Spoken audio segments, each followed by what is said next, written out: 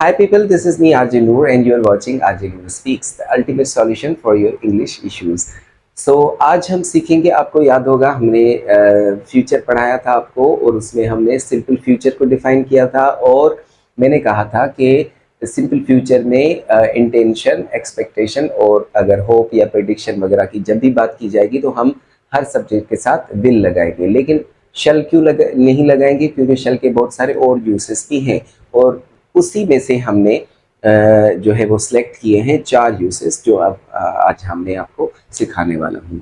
तो हम आज सीखेंगे यूज ऑफ शल, यानी कि अगर हम फ्यूचर में सिंपल फ्यूचर में विल इस्तेमाल करते हैं तो शल कहाँ गया। शल इन चारों चीज़ों में बेसिक फॉर्म में यूज़ होता है। मैंने 4 सिलेक्ट किए हैं, तो और भी बहुत सारे फॉर्म्स हैं शल के, लेकिन वो एडवांस में जाके पढ़ेंगे, लेकिन बेसिक जो है वो 4 यूज़ हम उमूमन करते हैं। नंबर 1 में हम इनफॉर्मल परमिशन,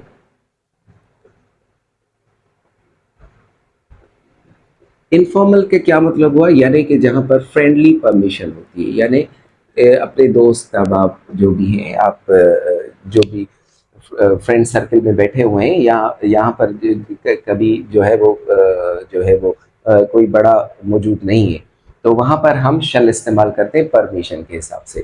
फॉर एग्जांपल हम लिखते हैं, जैसे हम कहते हैं शल वी गो आउट, ठीक है। तो ये एक इनफॉर्मल सी परमिशन है जो दोस्तों में हम कहते हैं कि भाई बाहर चलते हैं, बाहर चलें। या फिर हम कैसे शल आई, अगर आपका दोस्त आया हुआ है और आपको कह रहा है कि शल आई यूज़ योर लैपटॉप, क्या मैं आपका लैपटॉप यूज़ करूं, तो जाहिर सी बात है वो एक इनफॉर्मल सी परमिशन होती है। उमूमन हम उसमें यस का ही जवाब देते हैं। तो पहला जो शल का यूज़ है वो है इनफॉर्मल परमिशन, जब भी हम फ्रेंडली किस्म की जो गुफ्तगू करें उसमें कोई परमिशन मांग लें। वैसे तो ये परमिशन होती नहीं है, लेकिन कहने में क्या हर्ज है, ये जैसे होता है। दूसरा हमारा होता है प्रॉमिस। जब भी हम ऐसी सिचुएशन में कोई सेंटेंस बनाए जिसमें हम ये दिखाने की कोशिश करें कि ये जो चीज़ हम कह रहे हैं वो हतमी है, हम वादा करते हैं या कोई कंडीशन इस तरह की रखते हैं कि भाई ये चीज़ आपको करके देनी है या कोई करके देगा। जैसे आपके बड़े आपको हमेशा कहते हैं कि भाई I shall give you a present, मैं आपको एक प्रेजेंट दूंगा, लेकिन वो अपनी कंडीशन भी रखते हैं, after getting high score, high score लेने के बाद ही मैं ये अपना वादा पूरा करूंगा। अगर आपने नहीं लिया तो फिर आपको प्रेजेंट नहीं दिया जाएगा, ठीक है। जैसे हम अपने बच्चों को कहते हैं ना, I shall give you a candy, मैं आपको टॉफ़ी दूंगा, ठीक है। इफ़ यू आर गुड, अगर आप अच्छे बनोगे तो मैं आपको एक कैंडी दूंगा। यानी ये हमने एक प्रॉमिस वाली सिचुएशन यहाँ पर हमने रखी है। ये कोई इरादा या कोई प्रिडिक्शन या जिस तरह हमने सिंपल फ्यूचर में कहे थे वो नहीं है।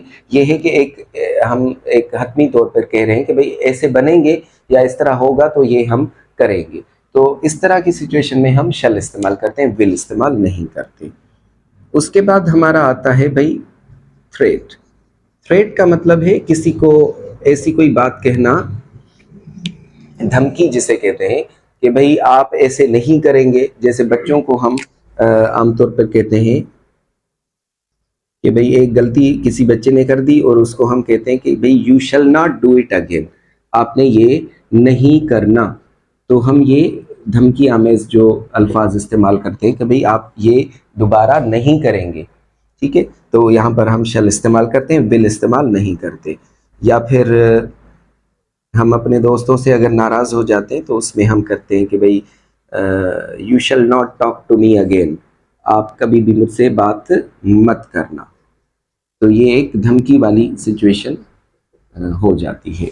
या फिर हम कहते हैं कि भाई he shall not enter my home या रूम, ठीक है, उसको कभी भी मेरे कमरे में आने की इजाज़त नहीं है। तो इस तरह की जो सिचुएशन है हम इसमें भी शल इस्तेमाल करते हैं, विल इस्तेमाल नहीं करते। अब लास्ट जो सिचुएशन है वो मैं इस बोर्ड को इरेज करके लिखता हूँ।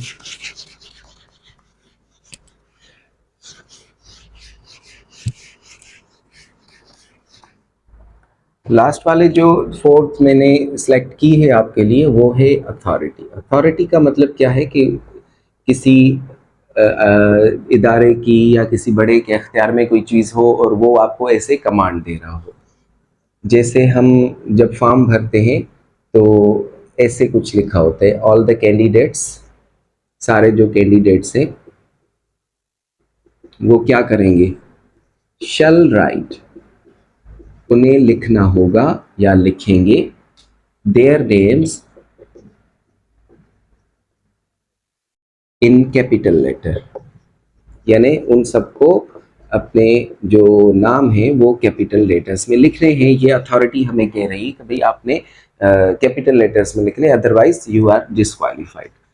या जज अगर कोई कमांड देता है, ऑर्डर देता है, तो वो ऐसे देता है, द प्रिजनर, जो भी हमारा कैदी हो, शल बी हैंग्ड टिल डेथ, यानी उनको, जो भी हमारा कैदी है उसको फांसी लगनी है, फांसी पे चढ़ाया जाए जब तक कि वो मर ना जाए। ये भी एक अथॉरिटी हो गई। या फिर ऐसे कहते हैं कि भाई नो कैंडिडेट या नो स्टूडेंट लिखते हैं, एक दफ़ा हमने कैंडिडेट लिख दिया, नो स्टूडेंट शल यूज मोबाइल ड्यूरिंग एग्ज़ाम, यानी कोई भी कैंडिडेट या स्टूडेंट जो है वो एग्ज़ाम के दौरान मोबाइल यूज़ नहीं करेगा। तो ये भी एक अथॉरिटी वाली सिचुएशन हो गई, वो इख्तियार रखते हैं कि हमें कोई भी कमांड दे सकते हैं। तो ये थे हमारे बेसिक 4 यूसेस जो मैंने आपको बताए शल के, और इसके अलावा भी बहुत सारे हैं, वो आगे चल के हम किसी और वीडियो में डिफाइन करेंगे। तो see you in the next video.